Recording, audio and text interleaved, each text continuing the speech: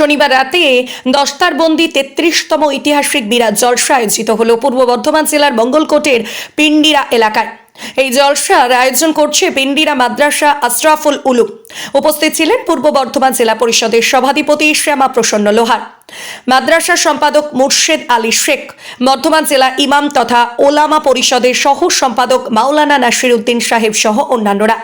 দীর্ঘ ১২ বছর পর পিন্ডিরা এলাকার মাদ্রাসায় জলসা অনুষ্ঠিত হলো। এই জলসা দেখতে হাজার হাজার মুসলমান সম্প্রদায়ের মানুষেরা হাজির হয়েছিল। আগামী ২৮শে নভেম্বর কলকাতায় জামিয়াত ওলামায়ে হিন্দের একটি সভা রয়েছে, সেই সভায় যাওয়ার জন্য আহ্বান জানান অতিথিরা। এই জলসাকে কেন্দ্র করে উৎসবে পরিণত হয় পিন্ডিরা এলাকায়। জলসায় আসা সকলের জন্য খাবার ব্যবস্থা করা হয়। এই জলসা থেকে সম্প্রীতির বার্তা দেওয়া হয়। মাদ্রাসা কমিটির শিক্ষক ও ছাত্রদের অক্লান্ত পরিশ্রমের এই জলসা সাফল্যমণ্ডিত হয়ে ওঠে।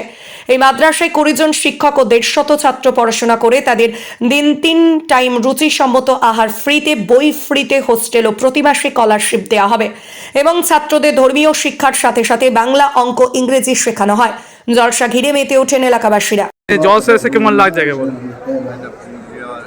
ونشهد أن سيدنا ونبينا وشفيعنا وحبيبنا ومولانا محمدا عبده ورسوله أرسله بالحق بشيرا ونذيرا بين يدي الساعة জলসা এসে কি বার্তা দেবেন?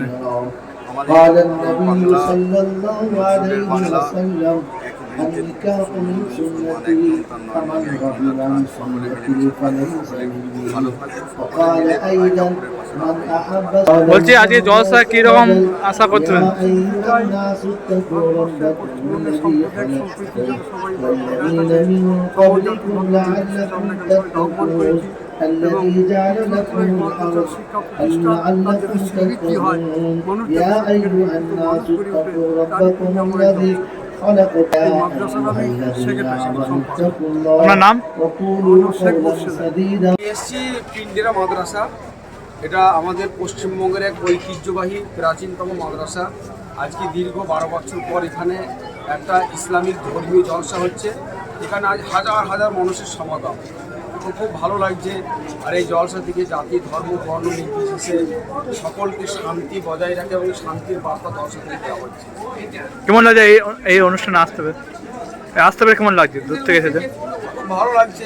চারিদিকে লোক বিভিন্ন জায়গা থেকে, বর্ধমান, বীরভূম, বাঁকুড়া, মুর্শিদাবাদ এবং এলাকার আশেপাশে প্রত্যেকটা জেলা থেকে এখানে মানুষ এসেছে, যে ধর্মপ্রাণ মুসলমানরা যারা ধর্মকে ভালোবাসে।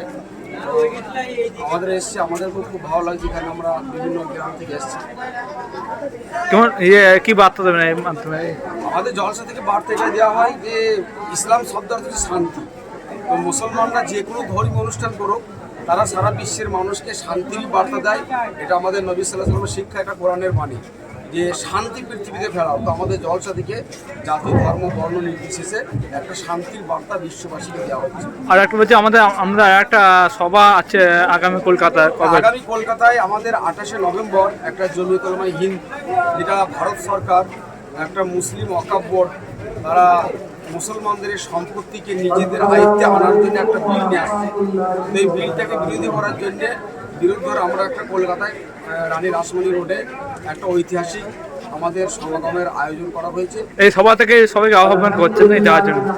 এই সভা থেকে যাওয়ার জন্য আহ্বান করছেন নাকি? এবং আমি আজকে খবর যারা দেখছে আমাদের জনসমাজকে প্রত্যেককে বলবো যে এই সভায় অবশ্যই তারা যেন ২৮শে নভেম্বর কলকাতা পৌঁছায়, রানী রাসমণি অ্যাভিনিউ। আপনার নাম? আমার নাম নাসির উদ্দিন মল্লিক। আমি বর্ধমান জেলা ইমাম ওলামা পরিষদের সহ সম্পাদক।